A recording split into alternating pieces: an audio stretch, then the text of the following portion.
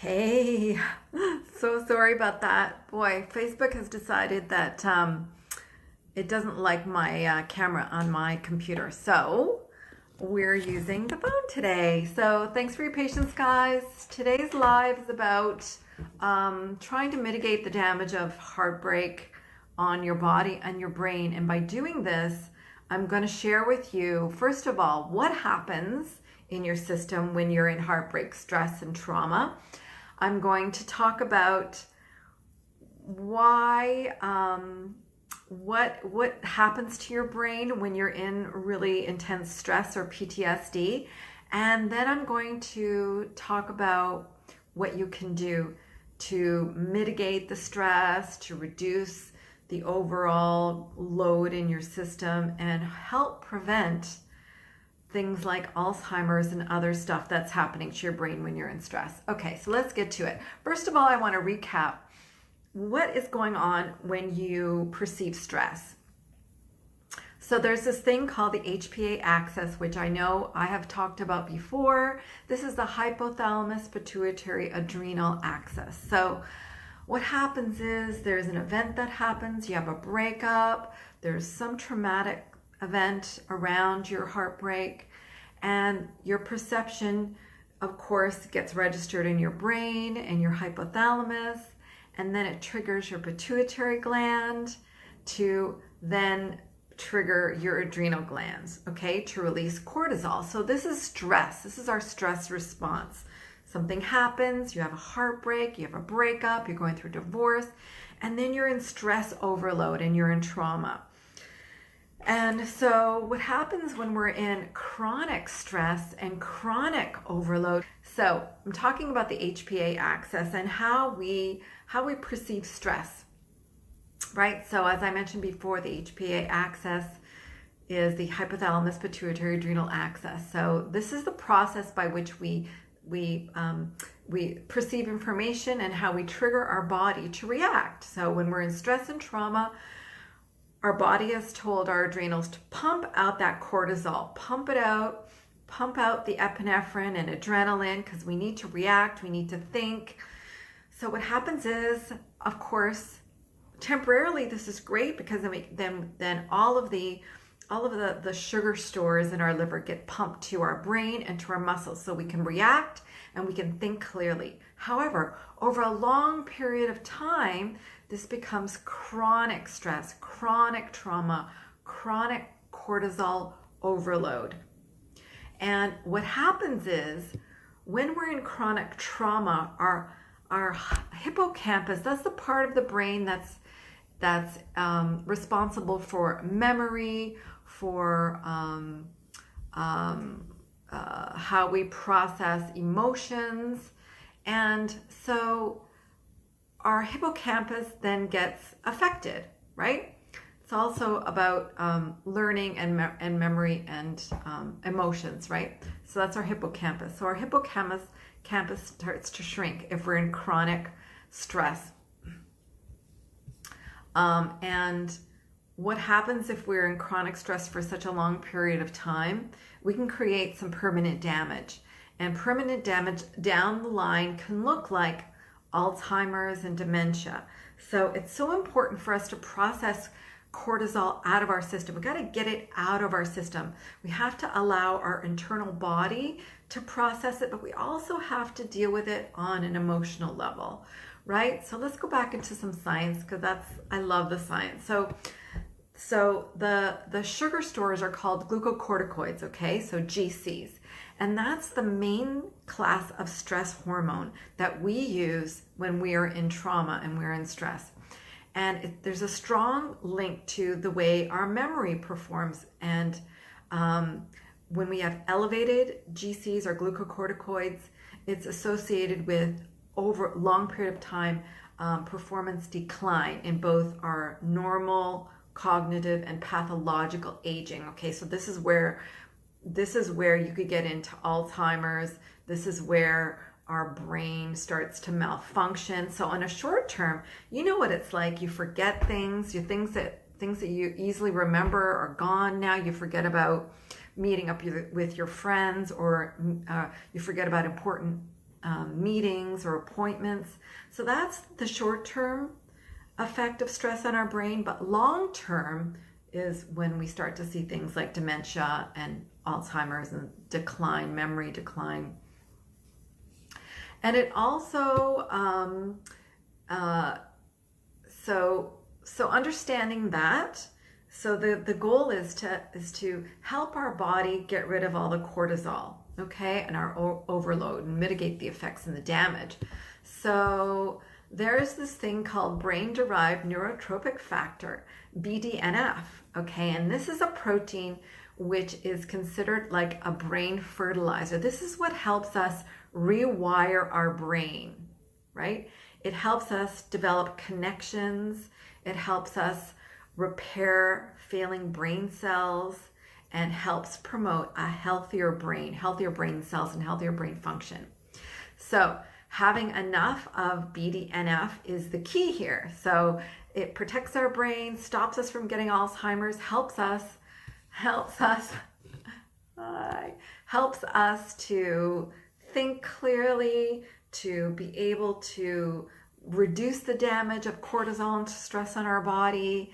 And it's also a natural antidepressant, right? So unfortunately, when BDNF levels fall, of course, the opposite occurs. So if we're not making enough BDNF, then we have difficulty learning. So we forget things as we age. So this is why we think aging is natural, that we forget things. Well, it's actually not, because what's contributing to all of that is the fact that we're not just chronically stressed, we're not looking after our bodies. We're not eating properly. We're not doing proper breathing techniques. We're not giving ourselves downtime. So let's talk about how we can activate the BDNF so that we can, help our brain function better, right? And help us to rewire our brain when we're in this heartbreak trauma. First thing you have to do, and the first major thing, is a bad diet. Now, I know you're probably thinking, oh, well, I eat healthy, I have a good diet, but there's so many other things that contribute to what a bad diet is. And I know we do this because when you're not feeling well, the first thing you want to do is grab that sugar, grab those salt and vinegar chips. You just don't care anymore. You've suffered enough. You just want to eat chocolate. You want to have the Haagen-Dazs. You want to have your favorite big tub of ice cream, because ice cream makes everything better. But if you are in heartbreak trauma and you are dealing with the emotions around the heartbreak, then you have to start taking care of your body by eating better. So you're going to avoid sugar. You're going to avoid processed foods, especially any foods that have high fructose corn syrup. This is scientifically studied. This can damage your brain, okay?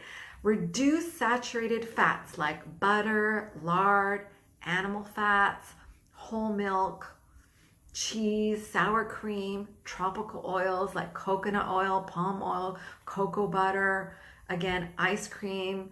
Okay, so I love coconut oil, but not to excess, okay? So this is about cutting back on all those things, even if they are kind of healthy and in your diet, cutting back. Pay attention to what you're eating and cut back. Another thing you can do is intermittent fast. So this is not about going all the way and starving yourself. This is about making sure that you give your body time to relax and repair. So that means stopping your consumption at 7 p.m. until 7 a.m. So give your body 12 hours break in order to repair the gut, okay, and repair your brain. And then another thing you can do is exercise, because exercise increases and boosts levels of BDNF, okay? So it helps our brain repair when we exercise. It is really amazing. It's also studied that short bursts of exercise can dramatically increase BDNF, okay? So you're doing that high intensity HIIT workout, that's great. Yeah, I know. Don't go out and grab the ice cream right now, okay? Just pay attention for a minute. Have ice cream later, just a little bit. So this is about creating lifelong habits, especially when you're in heartbreak and when you're in trauma, okay? This is what you need to do. Also, getting enough sunlight. Now, that might be hard for you wherever you are. You can also increase your D3K2 intake of supplements, but go out into nature and just, if there's sun, just like get some sun on your face. They say about 15 minutes gives you a really good amount of vitamin D3. Seriously helps. So what are the foods? Okay, those are the habits now. Okay, those are 5 habits. Now, what are the 5 foods that you can be eating right now to help your body reduce that cortisol overload, reduce your body from all the stress and trauma that it's going through? Number 1, fatty acid fish oil, so omega-3s. You can supplement it, or much better for you is if you are able to eat fish 3 times a week, okay? So I like to eat, my favorite is salmon. Fatty salmon that is either organic or coho or inland, not anywhere in the oceans because we know they're so polluted. Another thing you can eat, so fish, okay, number 1 is fish. Number 2 is active curcumin. So bioactive curcumin or turmeric is amazing because it reduces inflammation.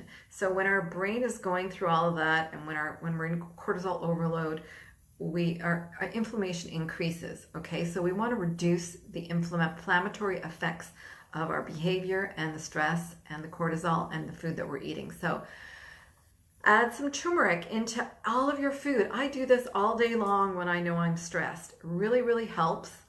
You can also do supplements, but again, eating it naturally is the best thing. Studies have shown people in India, in Indian culture, have actually a reduced amount of Alzheimer's in their culture because they eat turmeric all the time and all those other great spices that reduce inflammation.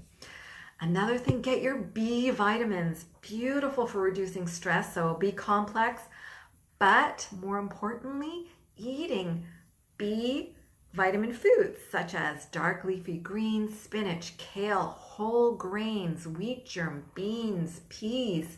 Just pump those on tonight and know that you're helping your body get rid of the excess cortisol. You're minimizing the effects of the corticotropic hormone. And then another, so that's 3. 4 is antioxidant foods. So you know what those are, right? So antioxidant foods, they keep your defenses strong. You got to eat at least 7 to 12 servings a day. So a serving is half a cup. Okay, so that means anything beautiful and colorful. Strawberries, blueberries, carrots, spinach, cantaloupe, blackberries, any brightly colored fruits or vegetables. The more colorful, the better. Those are healthy antioxidants. Last thing you should be eating is protein. Now, protein is not animal protein, just animal protein. It is also everything else. Lots of vegetables have protein in it. What's important about protein is our neurotransmitters are made of protein. So we want to make sure that our diet is filled with healthy protein, not animal protein. I want to stress this. We automatically think protein is animal protein, but that's just not true. Okay? Healthy protein comes in the form of pumpkin seeds, sunflower seeds, all kinds of vegetables, and more importantly, if you're going to do an animal protein, you really want to focus on the type of animal protein that helps with supporting serotonin. Serotonin is our happy neurotransmitter, and the precursor to serotonin is tryptophan. Now, you know that tryptophan is in turkey, okay? Turkey makes us calm, sleepy. Well, that's what it does. So eating turkey is great. Eating a little bit of whole grain bread and pasta and rice. Whole grain, so brown rice, brown bread, black bread, whole grain pasta, pasta made out of vegetables. Beautiful, okay? So protein. Okay, so let's do a little recap. So stress overload is cortisol overload. Cortisol overload degrades the brain, stops us from thinking, shuts down our prefrontal cortex, shrinks our hippocampus, so that later in life we might end up having Alzheimer's and dementia. And if you have an inheritance, that's where you're going to go. Okay, so be careful. Right now is the time to change all of that by eating properly, by being more mindful, calming yourself down, eating omega-3s, more turmeric and curcumin in your diet, B vitamin foods such as dark leafy greens, spinach, kale, whole grains, all that stuff, antioxidant foods, anything super colorful, fruits, vegetables, and good healthy proteins. Pumpkin seeds, sunflowers, all kinds of seeds are great. Almonds are great. Rice, pasta, bread, and turkey. Okay, if you have to have animal meat, turkey. All right, guys, so please take care of your body. Remember the 5 foods that you can be eating today to mitigate the effects of trauma, heartbreak trauma, and any trauma on your body right now. I am so thrilled to be able to bring you these every week. Next week, Tuesday again, hopefully right on time, after I figure out what's going on with Facebook, we're going to do this again. In the meantime, let me know what you think of the video today, and if you have anything to add, I would appreciate it. Okay, guys, have a great day. Eat well, and I'll talk to you later. Bye.